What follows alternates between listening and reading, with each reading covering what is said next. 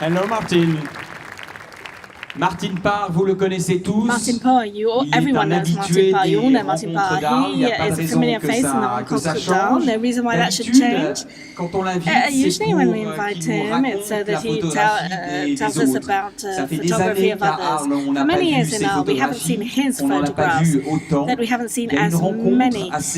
There is quite an improbable meeting that took place a little bit over 1 year ago, the meeting of a singer, French singer, Mathieu Chédid, and an English photographer, Martin Parr. They worked together, they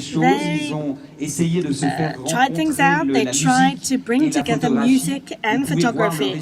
You can see the result of this work in the MMM exhibition in the Église des Frères Prêcheurs. But we said, well, there would be no reason to deprive ourselves of a Martin Parr evening.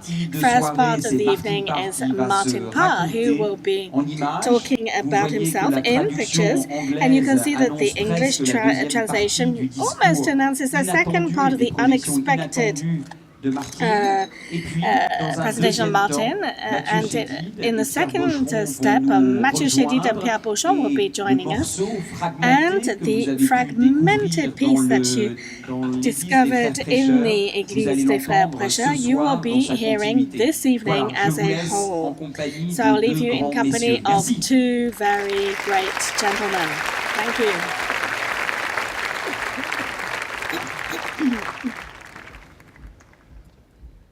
So, I'm an obsessed photographer, but I get my obsessional genes from my father and my mother, who were obsessed bird watchers. And this is one such picture I took of the Surrey Bird Club around 1972. But one of the byproducts of being a son of a bird watching couple is that for our holidays in the summer, we used to go to places where birds were, the marshes, the hills. I didn't therefore go to the seaside, the proper seaside with buckets and spades and lots of jollity. And this is really the reason why I'm so obsessed with photographing in the seaside. And what I'm going to do tonight is explain to you how I've used the seaside really as my experimental laboratory for all the work that I've done. And every time I start a new idea, a new project, a new way of thinking, a new way of photographing, I go first to the seaside. So what I'm going to do really is explain to you the history of my work through the seaside.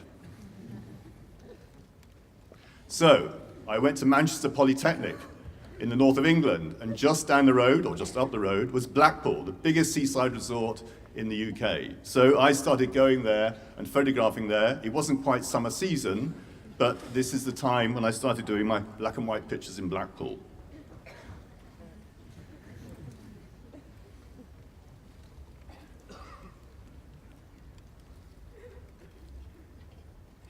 This is Morecambe, just down the road. And I love this idea of the seaside. It was slightly run down. It felt more sort of run down in the centre of England. And that's always something I've always liked about the British seaside. It has an air of decay to it.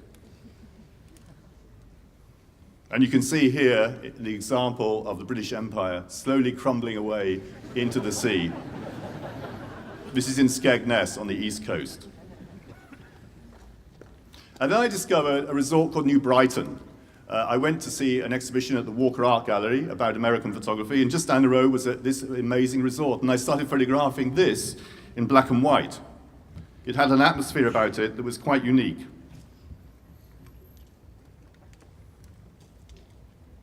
And then I moved to Ireland. After coming back to Ireland, I started photographing in colour, and this time I moved literally next door to New Brighton in order that I could start photographing in colour for the next 3 years this rundown seaside resort called New Brighton.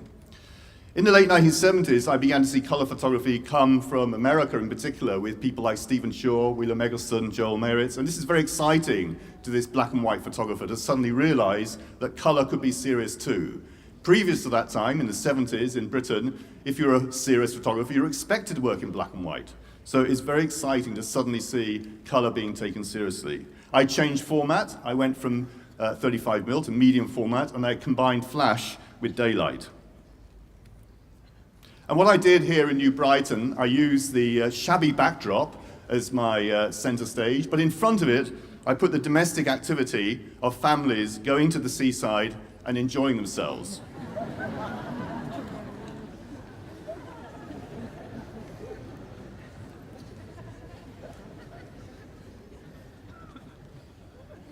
I'm trying to get the next slide. Oh, there we go.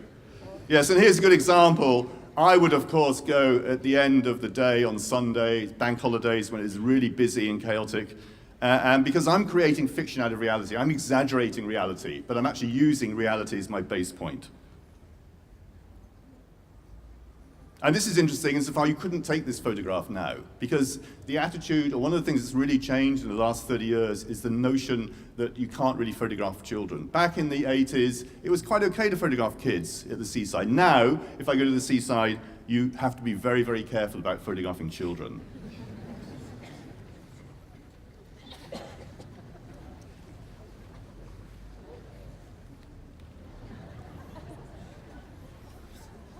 This kid in the middle here, by the way, he sent me a letter about 5 years ago. He is studying graphics at St. Martin's in London. And we got into a dialogue together. He said he was doing a thesis based on my project. Second on the left is his mother. So it's very nice to get an email from a baby.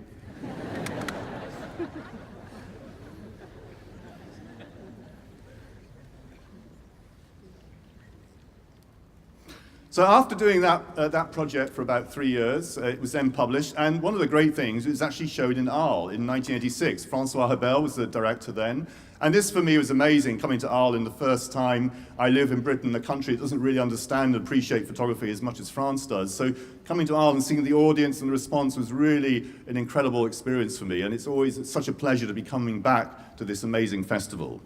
But for the next project, I wanted to concentrate and do something very similar, but get away from the wide-angle lens. I felt I used that too much. I wanted to just use an ordinary standard lens. So I used a 6x7 camera, and the next series of pictures was done with a 6x7 50mm standard lens. And this is in somewhere called the Isle of Thanet on the east of England. It's a very interesting part where Margate Broadstairs are based. And I photographed there. You can see here an early hint of my interest in food starting to come through.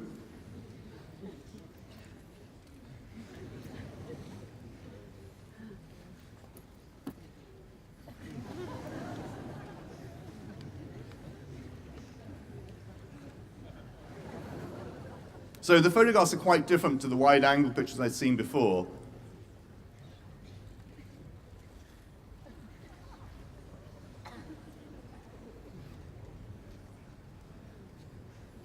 And of course, the reason why so many of the resorts were run down is because the people stopped going there. They went to España, as you can see on the towel here. She obviously couldn't afford to go to Spain that year. This is Morelli's in Broadstairs. This milk bar is still there. It's the best milk bar in the whole of Britain. And it hasn't changed a dot in the last 50 years. So now we go to Benidorm, because in 1995, I decided to change lens and camera entirely, and I bought a ring flash and a macro lens. This is a combination usually associated with medical photography, and it comes in very close, and it has a flash on either side of the lens. And the first place I thought I would go to experiment with this new combination was to go to Benidorm in Spain, the biggest resort in Europe. It's one of my favorite places. And here I took very different photographs. I came right in close. And then I started experimenting with having the foreground in focus and the background falling away. And the beach in Benidorm was an ideal place to explore this combination.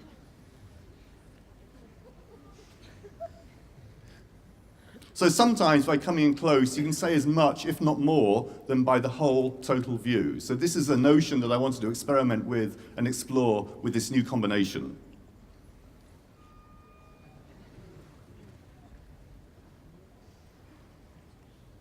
Again, food starts to occur. One of the other things I did with my new combination was to explore the notion of food. So I'd often combine food at the seaside as well.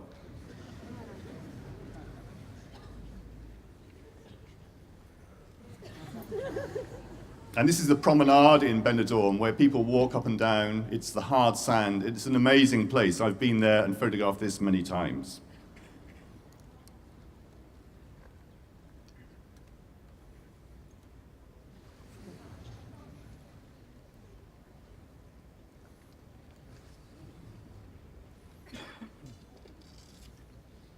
So when I was in Benidorm, I saw these albums that were being sold, and these are albums that were meant to house the photographs that you took in Benidorm. Remember, this is the days of analog. And I was so inspired by these, I decided to buy 10 of them and put my own photographs into the album, like thus.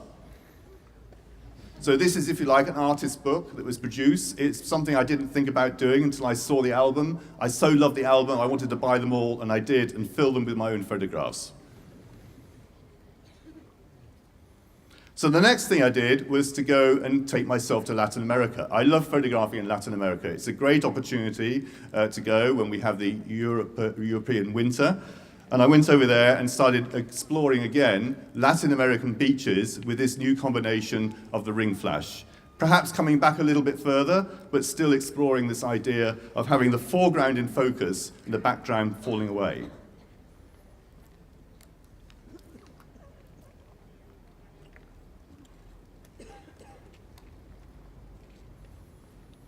So after accumulating some photographs for over a period of about 5 years in different beaches on Latin America, I decided it'd be quite interesting to try and make a book about this work. And I contacted my colleague who worked for a publisher in Mexico City. And I said to him, would you help me to get this book designed and printed? I wanted a junk novel kind of feel, a sort of Latin cheapness in the book. And he took the photographs, or half a dozen of the photographs, down to this area in Mexico City where they design Christmas and wedding ephemera. And he gave these pictures to a few designers, and we gave the designers these pictures, and they came up with some designs. And we looked at the designs, and we chose the worst one. Now, most photographers want a book with beautiful printing. They want nothing but nice design. So we looked at all these designs and thought, this guy is such a bad designer, we're going to use him. And then we went to think about the printer, and we looked at a few local printers, and we found the worst printer we possibly could. And we encouraged them to make as many mistakes as possible. This is a sheet that has no yellow going through it. And this is a sheet where it's double printed on the left, single on the right. So altogether, this book is really appalling, which is why I like it.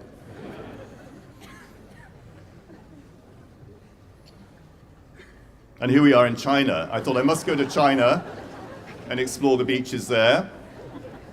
You see these photographs of the beaches being chock-a-block, but I wasn't able to quite find the beach where there's so many people you couldn't walk along it. But what I do like about the beach in China is they use it as a backdrop for wedding photography. And they don't just have one wedding going on, they have a whole string of them. There'll be 5 photographers, and each one's doing a different wedding every 20 minutes. That's China for you.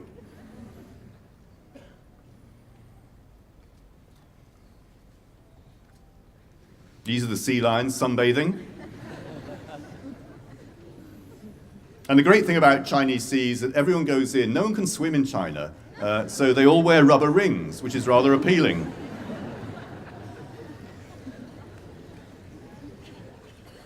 And you can see there's a lot of people, of course. And now we're back to the UK, and now I'm changing now to digital, and I'm coming even further back. I'm trying to get a sort of bigger scene with a sort of more complex structure. And again, I'm using the beach as a sort of a design exercise to see how I can pull things together. So this is with a normal 24-105 lens, just using the pulling in and out of the lens to sort of construct spatial awareness within the photographs. So this is something I became much more interested in this next phase of my shooting.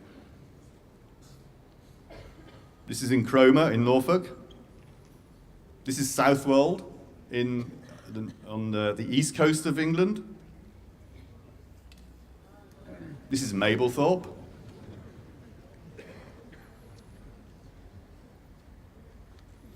This is Llandudno in Wales. And again, I like the idea of, by the spatial awareness, so these glasses that the guy has in the middle here, they have a special presence because of the way it's been framed within the photograph. And that's a magic thing about photography. And one of the things about being a photographer, you can never quite predict how a photograph is going to look or feel. And that's why I'm still so interested in being a photographer, because you can never quite get on top of it. It'll often come and surprise you. Again, the handles on the wheelchair here are so important to the photograph.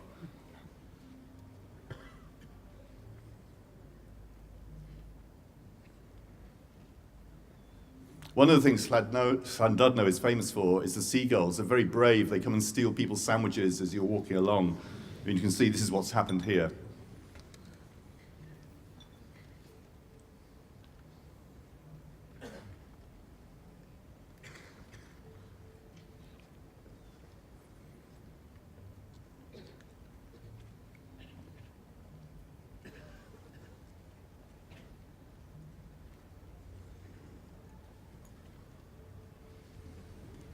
Again, I'm waiting for the space around the man with the hat. That's the important thing.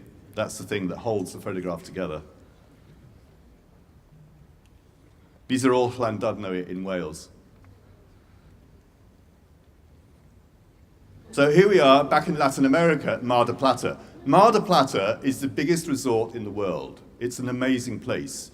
It has 2,000 hotels. It has 17 kilometers of beaches. It has something like 7 million visitors a year, but no one knows about it because the only people who go are the Argentines. So it's their little secret. You can't meet anyone from Argentina that didn't have a holiday in Mar del Plata. And the main beach there is called Playa Bristol, which is why I have to go there, because I live in Bristol. So I came back again. I made a pilgrimage to Mar del Plata to explore it.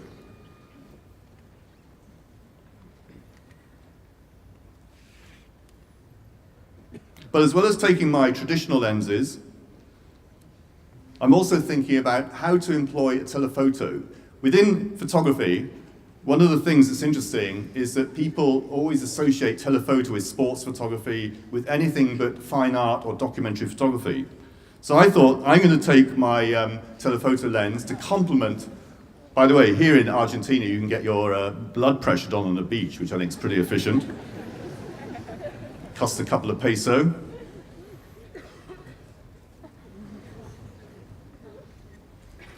So I bring my telephoto lens to Mar del Plata, and I experiment with the idea of just pulling the crowds away and just to see what can be done with the telephoto. This is an obvious way to use the telephoto. It's a massive scene. But then I started to explore the idea of coming in much closer and picking out details. And then this notion of having the foreground out of focus, so I'm exactly swapping round what I was doing before with the macro, and having the background in focus. And this is something I'm continuing to exploring now, to continue to explore. Here again is something where it starts to work. So when you find a new sort of technique, a new idea, you have to find a language that suits that and explore it and see if you can make it work. So I returned to Latin America this winter. This is Lima. I had to go to Lima just because they have these portable studios on the beach, which they wheel around, and I wanted to have my photograph taken on this beach. So I went all the way to Lima to have my photograph taken like this. And again, you can see here I'm exploring and continuing the telephoto. But of course, no experiment of this type is complete until you go to Benidorm. You'll see that in a minute. But here we just go back to Italy. I couldn't resist showing you some Italian beaches. This is near Napoli.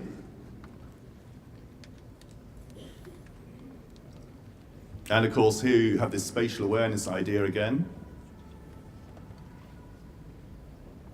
The telephoto coming in.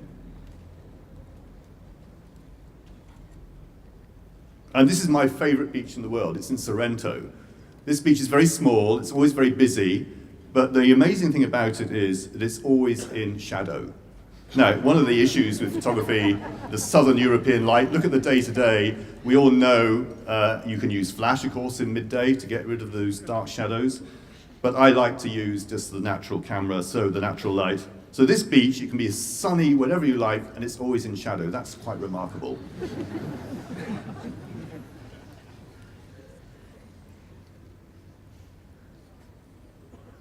This is back out in the sunshine now.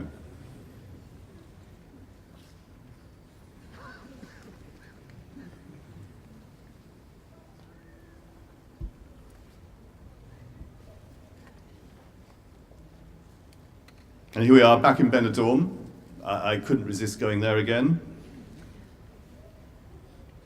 And now I'm using the telephoto, having built on what I experimented first with Latin America, back into Benidorm, and it's starting to work a bit better now, I think.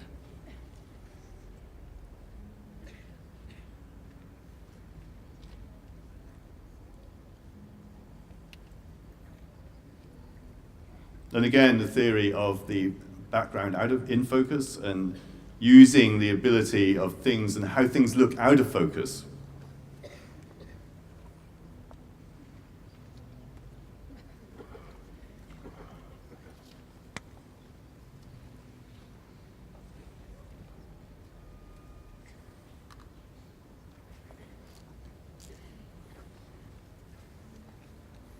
So that's where we're up. Now, the other thing I want to show you tonight is that some of you may or may not know, but I'm actually quite interested in making films. And over my time, I've made about 8 or 9 documentary films.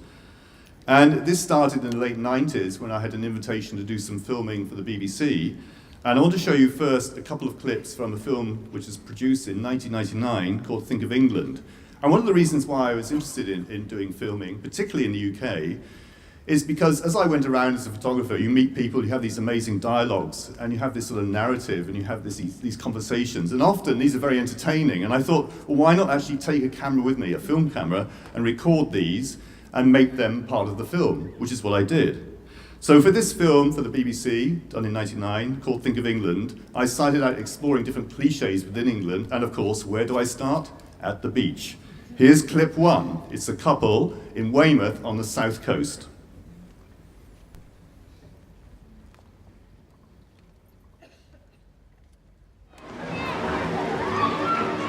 Why do you think this is such a good example of an English bed and breakfast?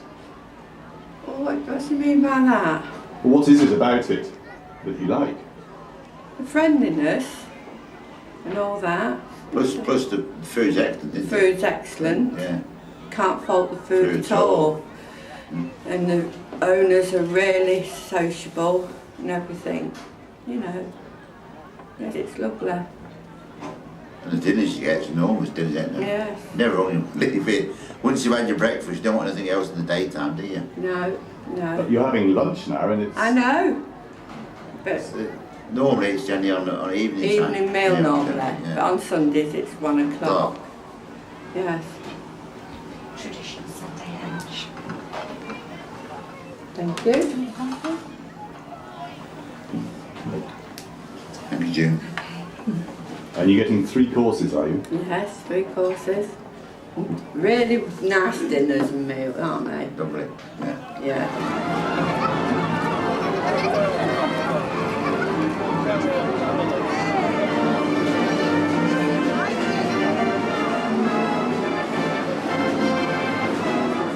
Weymouth is gradually moving into the 21st century with its approach to tourism. It's not a resort that needs a lot of razzmatazz, lots of candy floss and all that sort of amusement thing. arcades. It's been quick We've got hats. enough of that sort of thing. What we need is where people can come away and have a nice, peaceful, enjoyable family Relaxing holiday holiday. or whatever, however they want to spend their holiday. Have you ever been abroad? No. No, haven't. Never been abroad. So you're not curious just to see what it's like? No. I hear about some of the foods. Oh. When they come back from abroad, they're sick and illness, then they've got to take tablets for this and tablets for that. Yeah, and I've get better. had people. Yeah. A lot of people in there, ain't there, abroad, ain't there? Yes. Yes, yeah. You might go abroad when you've got lovely weather like this, lovely hotel, lovely sea to look at. Nice blue sea, isn't it?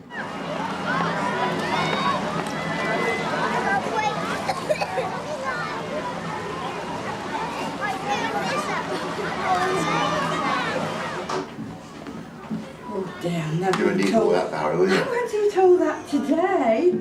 God, You'll have a good go. are you Thank having you. the right one? I don't think you have you? I think they're both the same. Aren't they? No chance that they're both the same. Thank you very much. God. So you've got the full works there. Yes, I have. Beef, Beef, Yorkshire pudding, roast potatoes, cauliflower, carrots. Good old English food. Good old English food that don't upset your stomach.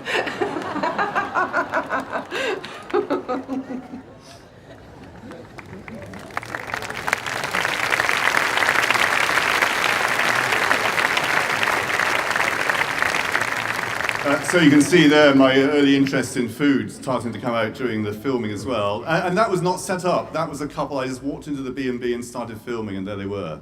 Later on in the film, I went to Blackpool. And Blackpool in the autumn has a season called the Illuminations, and that's when people come to Blackpool because they have these lights, so it's really like an extension of the summer season. And the day I went, the weather is starting to get bad.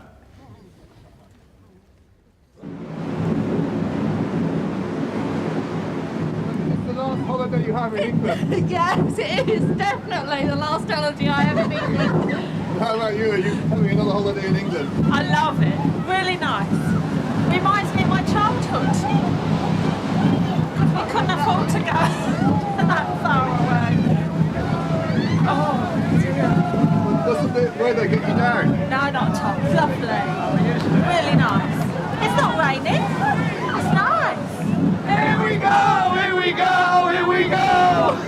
Here we go, here we go, here we go, here we go, here we go, here we go, here we go. Are you filming me? There, I'll show you my boat. Woo! Go have a look! Woo!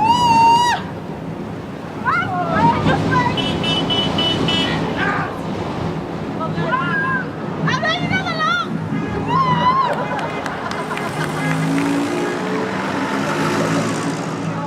England are terrible at everything. Well, football? England's terrible at everything. England, mate, we won 2 World Wars, 1 World Cup. It's great. Can't fault them, can you? When the Germans were sleeping and smoking fags in French bars, we was out there, mate. No matter what the weather is, we was out there. We was there. We was doing it, no problem. So do you think the English are not very good at things then? What, you Scottish or what? No. What do you mean, we're not any good at anything? Well, we haven't won much since... Moaning. No good at fucking getting good weather. All the English good at is moaning. I tell you Can't what, argue with that, yeah, can listen you? to this, right? All we do is moan about nothing. Last night we paid 75 quid for an hotel, right? Each. For a room, right? 75 quid. Chips come down, fucking freezing. Who complained? No one, but 2 of us. Fucking 8 of us. They all sat there and eating cold fucking chips, 75 pound a room. Do you believe that? Do you know what it is? If that was an American, mate, they'd fucking be uproar. So are the English lazy or complacent? I think they're complacent, mate, yeah. For sure. Like he said, we're alright, haven't we? We don't care no more. Everyone's like, belly up, they'd rather walk about and take it up the arse rather than stand up for themselves. Easy, mate, I'm telling you. Too many immigrants here. Sorry. Believe what you want. I think there's a lot of devils walking about as well, that's what's the matter. What section are you from? I'm doing something about England. About England? I was in London for a minute. What do you think about England? What do you want to know? It's lovely. We start back in the south of England. England is lovely. Were you born here? No, I wasn't born here. The West Indies? Yeah, I am from the West Indies. But do you feel more English now, or do you still feel... I'm English all over. I'm more English than you. And when you think about England, what do you think about? When I think about England, what do I think about? I just think about the green life, lovely England. England. Cold, sunny. Everything just goes with it. It's England.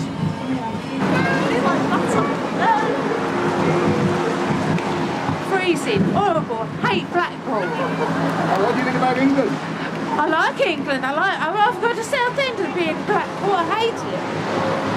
Loathe it. I absolutely hate it.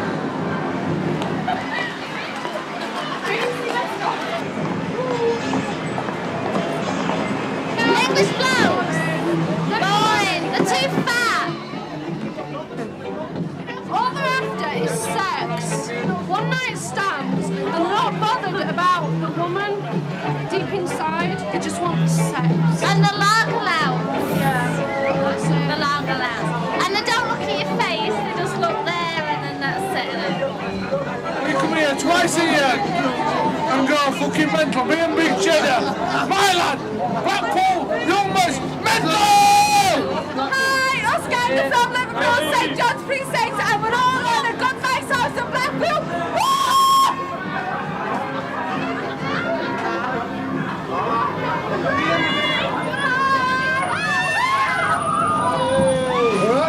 Watching Yam, alright.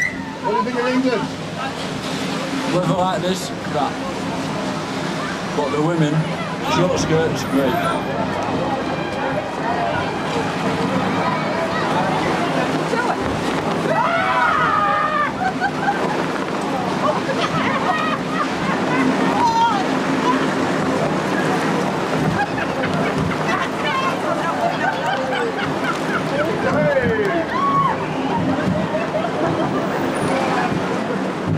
What do you think of the English weather? I think it's wonderful. Racing, isn't it? Great racing.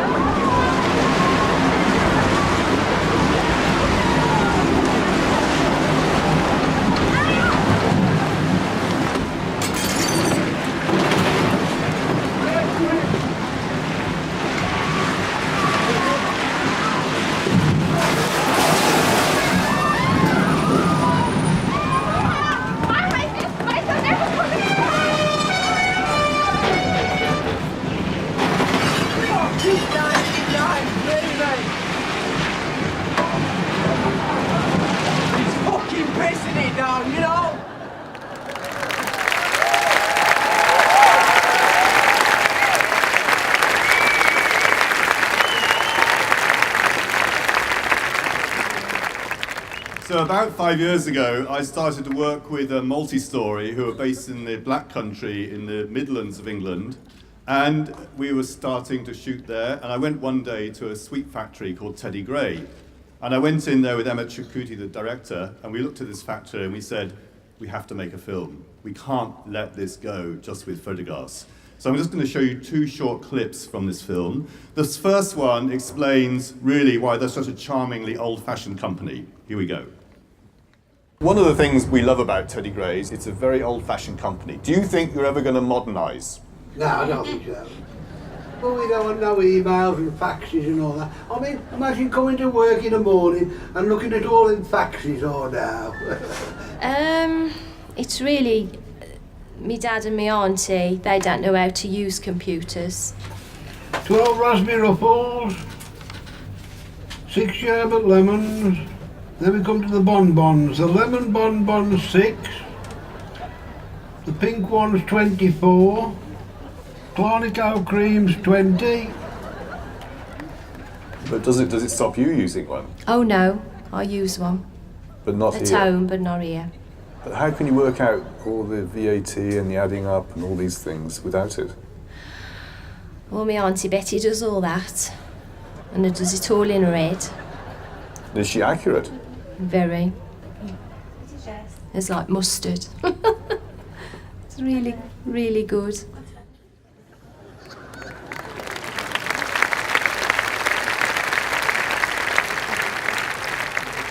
But the thing that really made us think we have to make a film is when they start rolling rock. Rock are these sugar sticks, if you like, which they sell at the seaside in particular, the seaside again. And this is how they do it.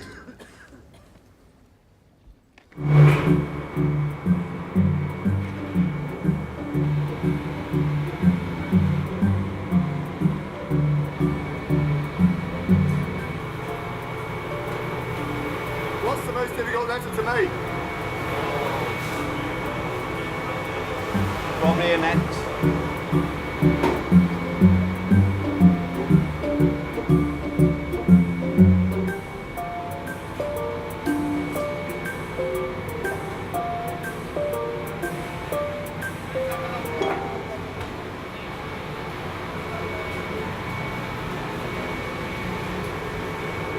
Well, it's a skilled trade, and the men, of course, they're trained for it, you know.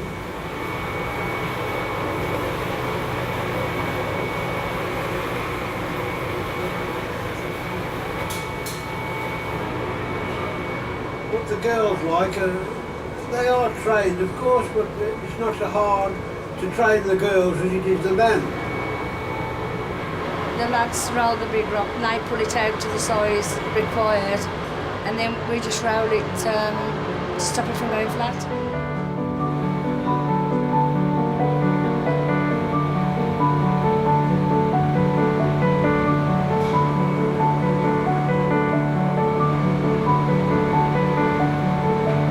I have to say, say, when you see it, it's very poetic, isn't it? It's like a dance, don't you think?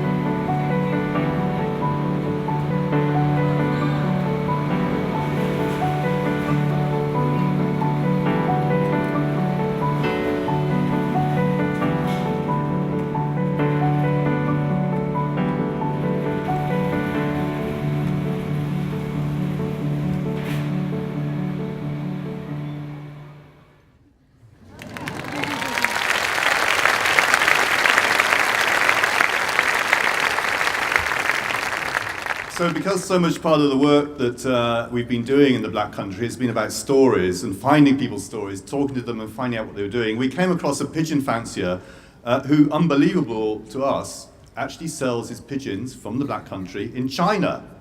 And we actually arranged and said, can we come on a trip with you? We just couldn't believe this, and we wanted to see what it was like. So we went on a journey to discover what it's like if you sell Black Country pigeons from England in this particular case, Outer Mongolia. We're going to look at some pigeons of the champions of Mr. Job. One of the most successful fanciers in Blackpool. Yeah?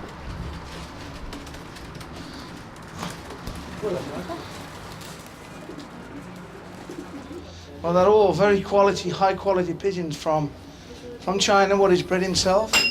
You have birds from Belgium, Germany, China, Belgium, Netherlands.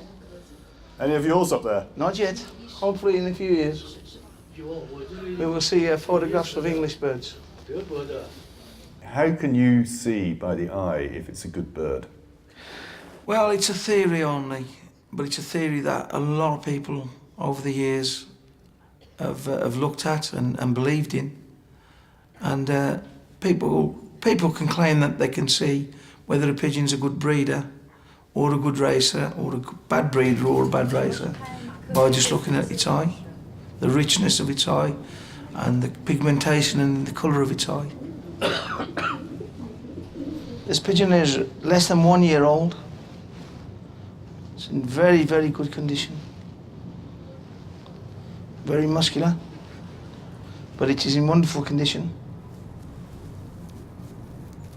That is the stamp on its wing. Do you know any of these personally? They're all my pigeons, so I know all of them. This is the first time they've been out of the boxes for how many weeks? 2 weeks? Yeah. Do they recognise you? I wouldn't think so, no. After all you've done for them? I brought them into this world.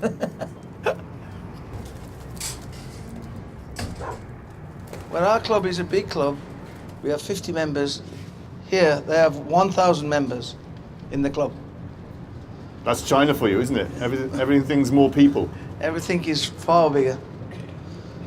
So, and a lot more birds to the race. How many birds normally to one race? 就一场比赛的话，一般是多少羽鸽子？咱们这参加的话，有7、8千羽的。5、6千羽的。100,000. 100,000 birds to a race. Incredible. Where the sport is declining in the UK, here it's like everything. It's booming time. So the future is good for these people, I think, and for the pigeon sport.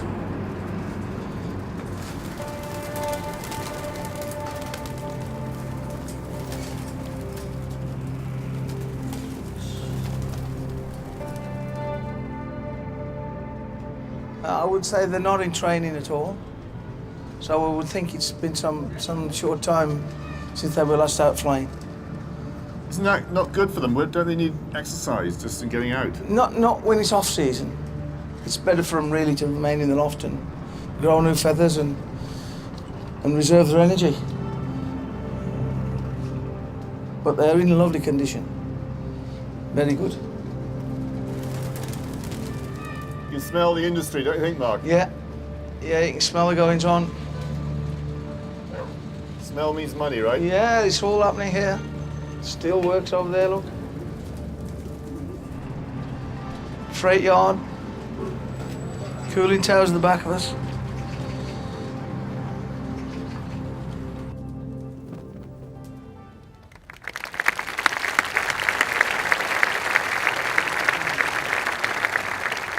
So the final clip I'm going to show tonight is also from the Black Country, and it's a tradition we have in England called Turkey and Tinsel, where pensioners, older people, go and have a Christmas, but well before Christmas. So for the 8 weeks before Christmas and 3 weeks after, they have their own Christmas and New Year all squeezed into 1 week. So we went with a group of pensioners, and they turned out to be quite wild. And this particular hotel in Weston-super-Mare, again back on the seaside, the landlord was called Keith, and he likes to play around with these ladies. And he came in dressed as the only gay in the valley, and this is, or the only gay in the village. This is a very famous TV situation comedy on English television.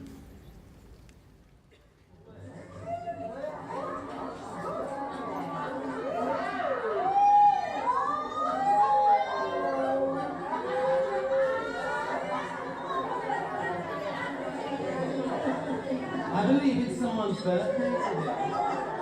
I want to see Mom. Happy birthday, Mom. I've got something for you. Did you Do you think you could manage 5 fingers? Could you manage 5 fingers? What about 10? There we go then. How do you know how far you can go with these ladies? I do it from the start, from the bingo, to see how they react to the bingo calling and see if they know the rhyming slang. If you can see that it's very, very straight-laced, you've got to be cautious, and David wouldn't come out. Another character might come out, but never David. You've just found my Pepsi Cola. It's the real thing.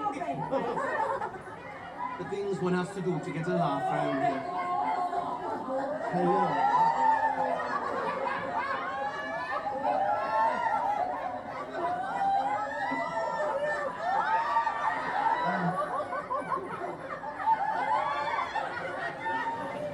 Magnificent. He's wonderful. He is. You see that for yourselves? So he's brought the place alive? Oh yeah, without a doubt. He always brings us alive, yeah. Without a doubt. The dog showed me.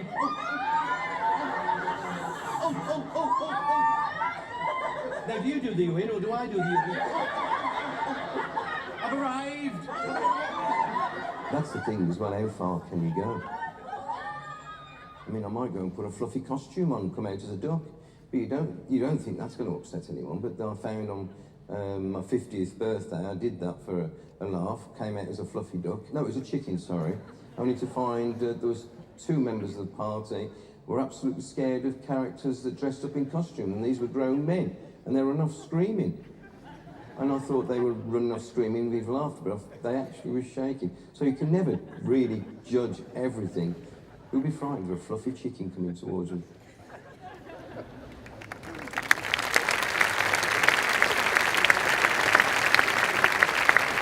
So, thank you. You can see how my interest in process and experimenting with photography, and then finally more in narrative, because I'm a great believer in narrative, and I've tried tonight to explain those 2 factors that are so important in my career. Thank you very much.